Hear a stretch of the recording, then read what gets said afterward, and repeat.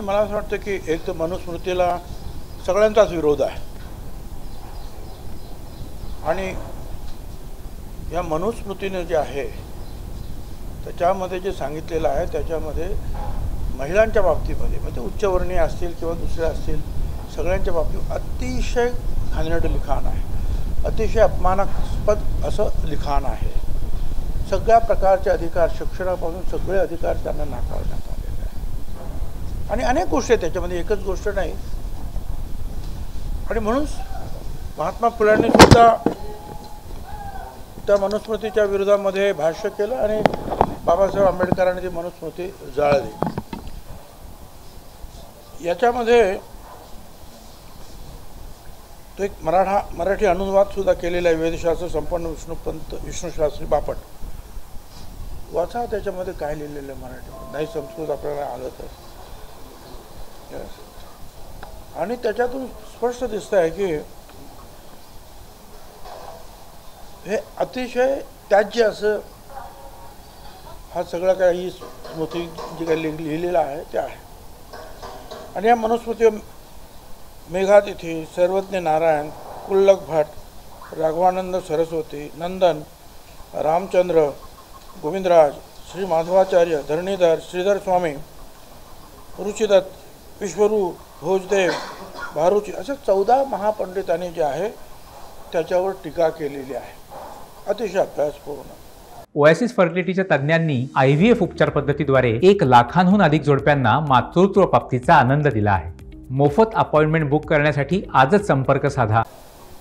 आचार्य Narhar Kurundkar, doctor Pradeep Gokhale, doctor आह साळुंके, भदंत आनंद कौशल्यायन यांनी सुद्धा याचा विरोध केलेला आहे आणि निषेध केलेला आहे या सगळ्या गोष्टीचा. मला काही कळत नाही की आता अचानक हे सगळं आणायचं काय आवश्यकता आहे. आणि 2 श्लोक फार चांगले आहेत, पण चंचू प्रवेश पाहिजे कशाला? ज्ञानेश्वराचे श्लोक चांगले नाही आहेत का तुमच्याकडे?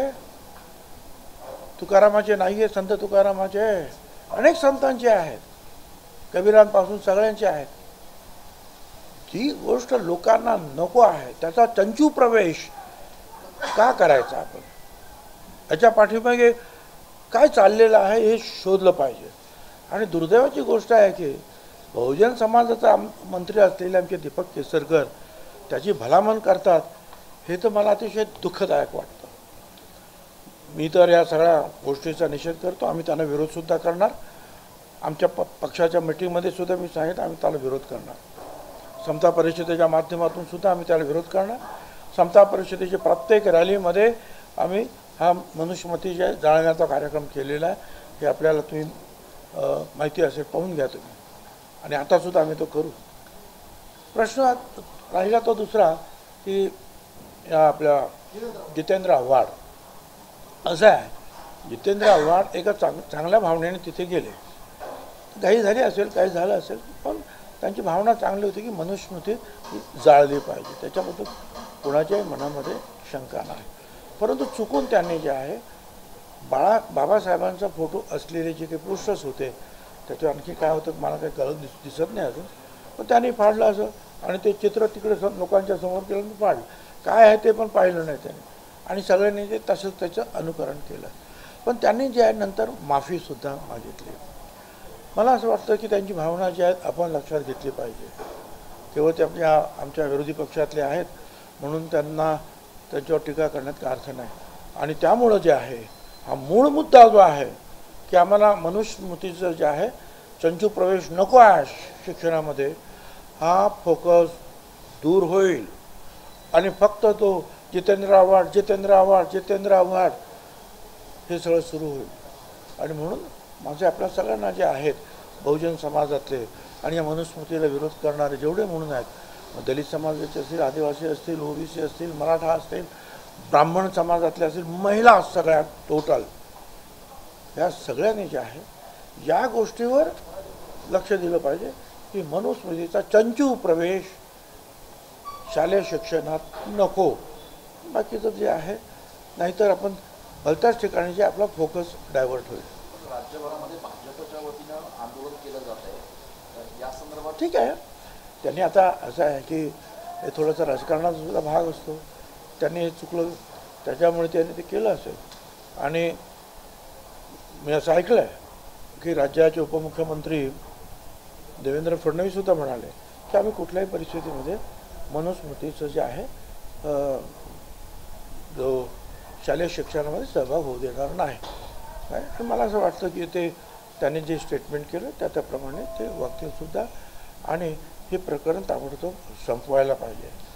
मी माझ्या मिटिंगमध्ये सांगितलं, माझ्या पक्षाच्या मिटिंगमध्ये, हे खरं आहे की नाही की 400 पार आम्ही महायुतीच्या जागांचा किंवा देशभरामध्ये प्रचार केला. त्याचा उलट प्रचार असा झाला की 400 पार हा संविधान बदलण्यासाठी वापरला जाणार आहे. 400 पार त्यांना पाहिजे आहेत. आणि तो प्रचार एवढा दलित समाजामध्ये मागासवर्गीयांमध्ये एवढा तो घुसला की नंतर मोदी साहेबांनी सुद्धा आपल्या एका चॅनलवर जवळजवळ 15-20 मिनटं जे आहे त्याच्यावर विश्लेषण दिलं की असं नाही आहे, असं मी काही करणार नाही आहे, त्याची काही आवश्यकता नाही आहे. ते तर एवढे म्हणाला की ते एवढं भरभक्कम आहे संविधान की प्रत्यक्ष बाबासाहेब आंबेडकरांना सुद्धा आता वाटलं याच्यात काही करावं तर ते सुद्धा करू शकणार नाही असं त्यांचं वाक्य आहे. परंतु शेवटी काय, जो प्रचार होतो आहे तो प्रचार झाला. आणि म्हणून आता ते संपलं नाही तर आता हे आणखीन निवडणुका येत आहेत, हे सगळ्यात लक्षात घेऊन हा बैल म्हणजे मार हे कशासाठी करतायत ते थांबवावं काय आणि आपला रेग्युलर जो काही कार्यक्रम आहे तो लोकांपुढे मांडावा, चांगला कार्यक्रम मांडावा. काय ज्ञानेश्वरी मांडा, तुम्ही संत तुकाराम मांडा, सावता माळे मांडा, चोखोबा, जनाबाई, हे जे सगळे संत कबीर सांगा, महात्मा फुले सांगा, आंबेडकर साहेबांना जे काय म्हणतात ते सांगा, शाहू महाराजांचं सांगा. अरे खूप आहे ना या सगळ्या बाबतीमध्ये. त्याच्यावरच तुमचं काय अडलेलं आहे.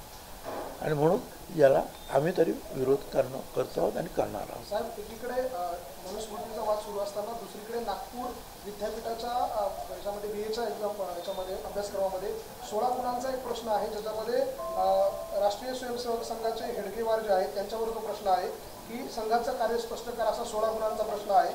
आणि 4 गुणांचा जो प्रश्न आहे त्याच्यावरती त्यांनी म्हटलं केशव बळीराम पंत हेडगेवार यांच्यावर टिप्पणी करा. अर्थात आता एकीकडे मनुस्मृती, दुसरीकडे हे RSS आणि हेडगेवार असं आहे की प्रश्न घेतले जातात. हे थोडंसं जे आहे राजकारणामध्ये काय त्यांचा आता हे प्रभाव असल्यामुळे अनेक ठिकाणी अशा काही गोष्टी घडत आहेत.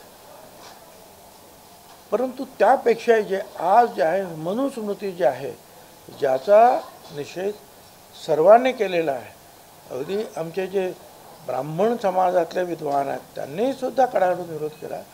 त्याच्यावर मला असं वाटतं की आपण सगळ्यांनी फोकस दिला पाहिजे. धन्यवाद.